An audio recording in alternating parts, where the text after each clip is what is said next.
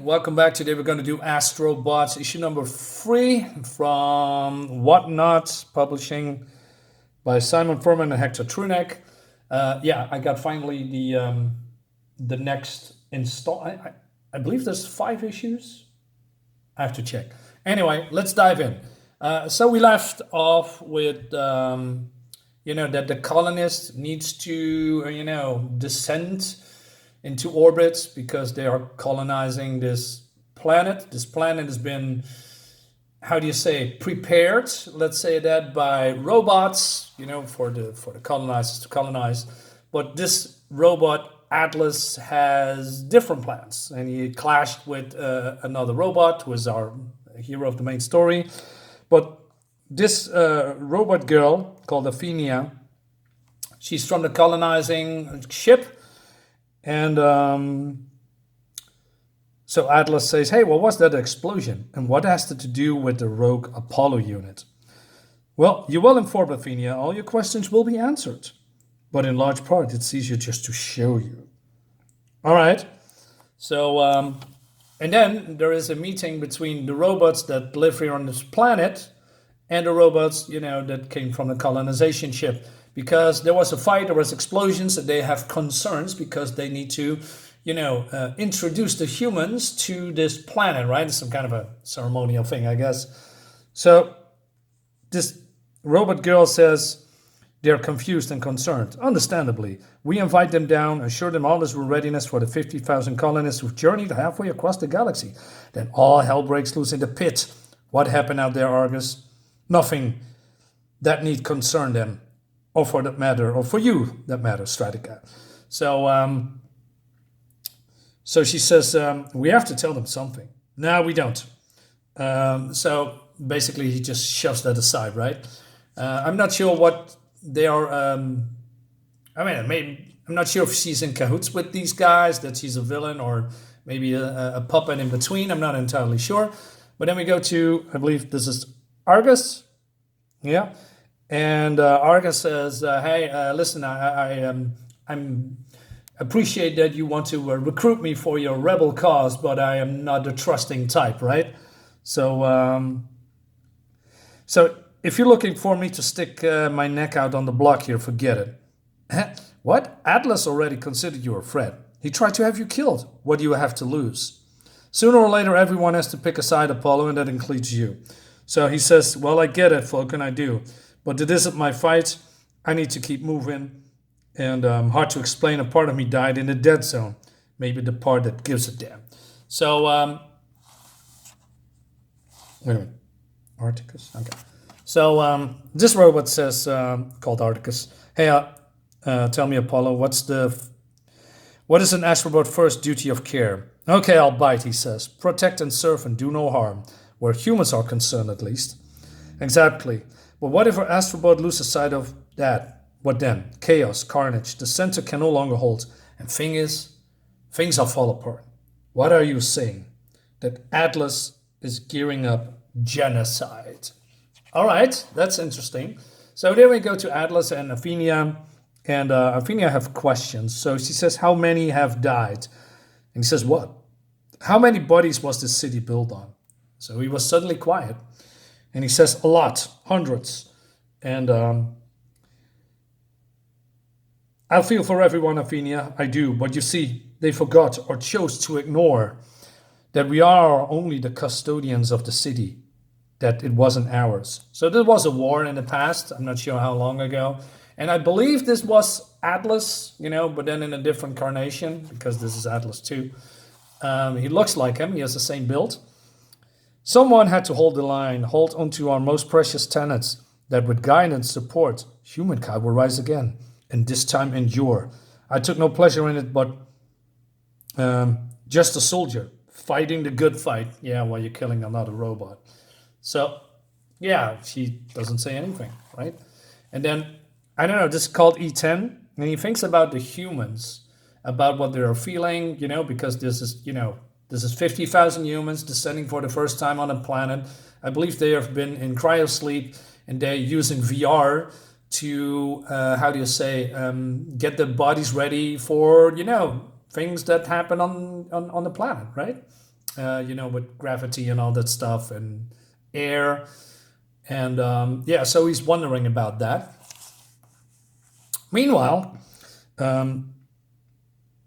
Atlas and Athena are going somewhere, and I believe they are arriving.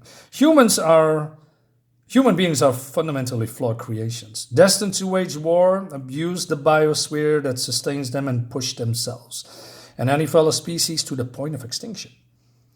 Left to their own devices, history will repeat. I have no doubt of that.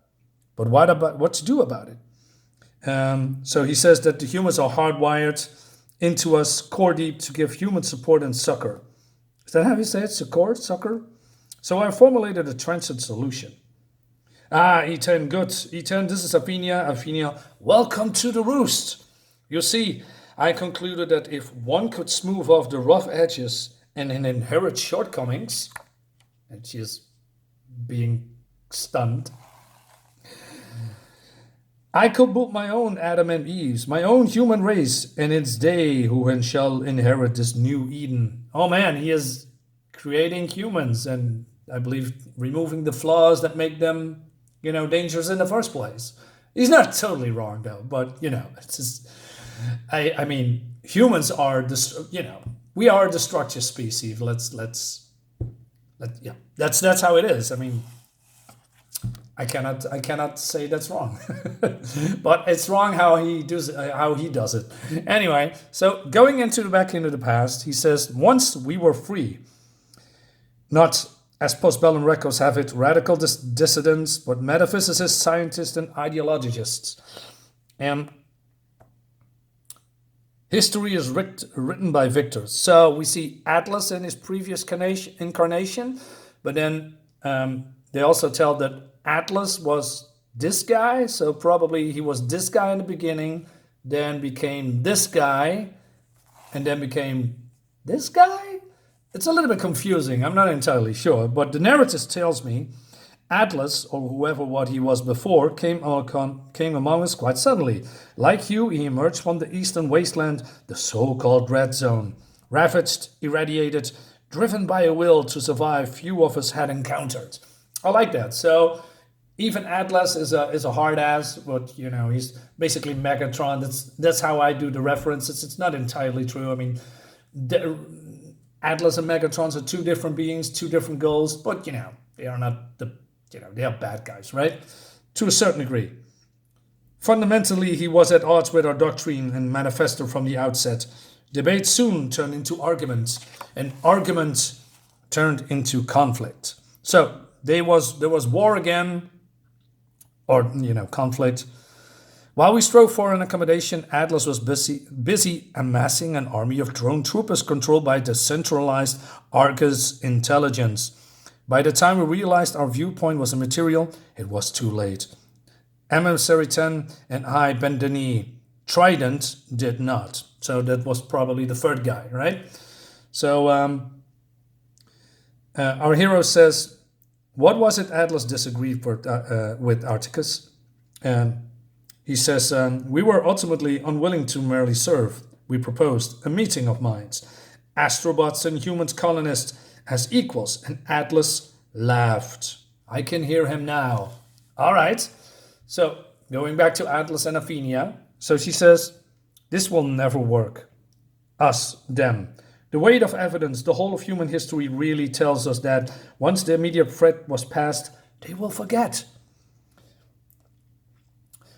That what brought them to the brink of extinction was their own making, a combination of neglect and arrogance. The clear and present danger is humans themselves, right?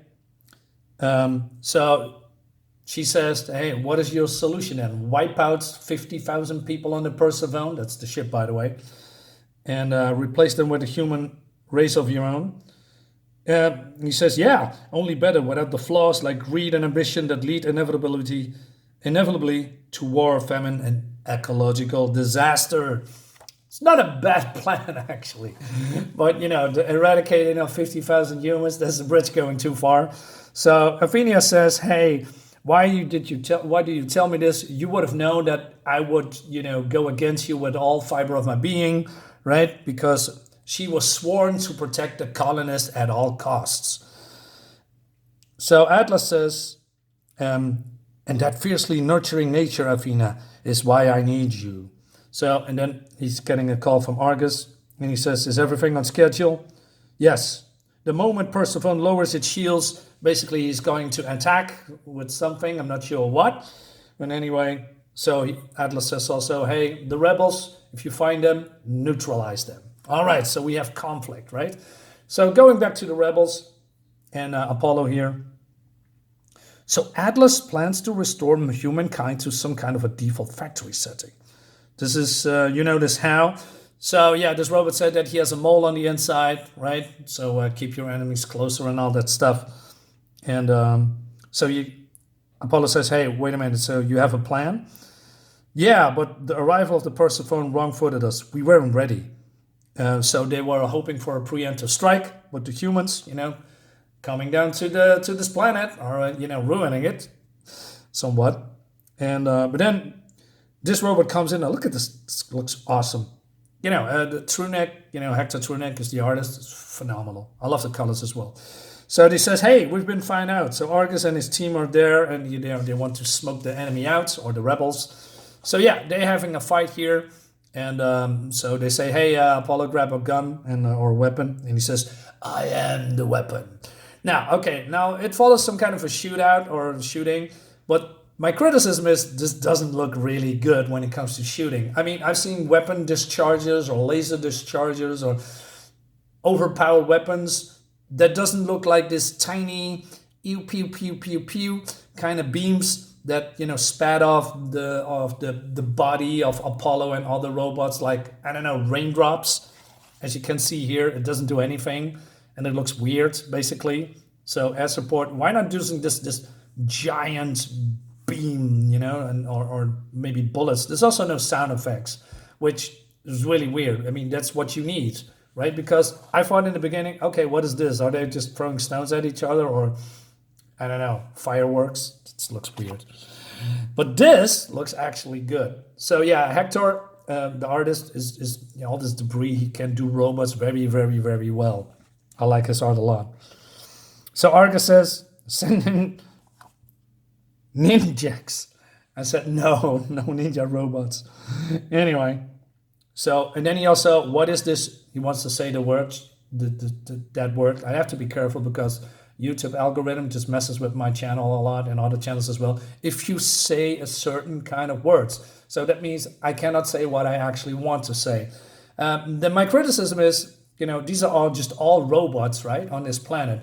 Why? I said it in my previous review. I believe issue 2 or number 1. I'm not entirely sure. You can check it out and subscribe if you like what you're seeing here on my channel. Thank you so much. The word that is not prevalent. It's a human word. It's also a modern word, right? So this is another planet. It's probably far in the future. Are we actually using that word still? And how do these robots know that word? Make it something different, right?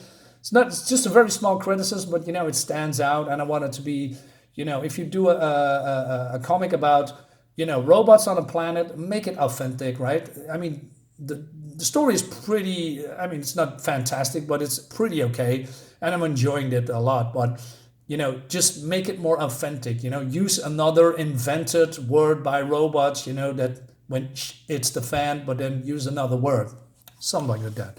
Anyway, we have also ninja robots, which makes me laugh. How do you say, hey, you know what's cool? Ninja robots. I mean, do these robots even know what ninjas are? Anyway, so yeah, but Apollo just dispatched them real quickly. The others one helped them, right? And so there's a fight going on. Then we go back to Atlas and Athena. E10, explain why we need her. Well, you see, Athena, adult human clones experience a similar emotional trauma on activation. The humans emerging from hypersleep. Your unique brand of surrogacy will, we hope, negate to assorted self-destructive psychosis our hatchlings have exhibited thus far. And if I refuse, she says, well, Atlas says, hey, I will take you apart and craft my own Venus line, then leave the others to rust in perpetual orbit. Their fate will be on your conscience. Trust me, my way to end for the colonists will be quick and painless. And that leads us to the next issue. And then we have discovers. I have discover, right? Yeah, I like it. I like this more intriguing behind the scenes schemes and scams. Apollo is not really doing it for me as a protagonist. I like Atlas. I like his evilness, right? He's calm, collected. While Apollo, I don't know, maybe we need to have more exposure of him, but the interaction is more like between Atlas and everything around it. In this case, Athena. And we see I mean, it's a little bit 50-50 when it comes to these two, right? But I believe that Atlas has more exposure about where he's coming from, what his motivations are. With Apollo, it's more like, hey, I come from the dead zone and I'm here. I have a mission. I do not know what the mission is, or maybe he doesn't explain it. And then he helps the rebels, which is okay, but it doesn't give him, some kind of a personality, right? So there's maybe too much clouded in mystery when it comes to his past. That doesn't mean it's bad. It's more like I'm not really connecting with them. That's what I'm trying to say. Anyway, guys, thank you so much for watching. I hope you liked the video. Leave a like, leave a comment, and all that YouTube jazz. And I'll see you next time. Bye-bye.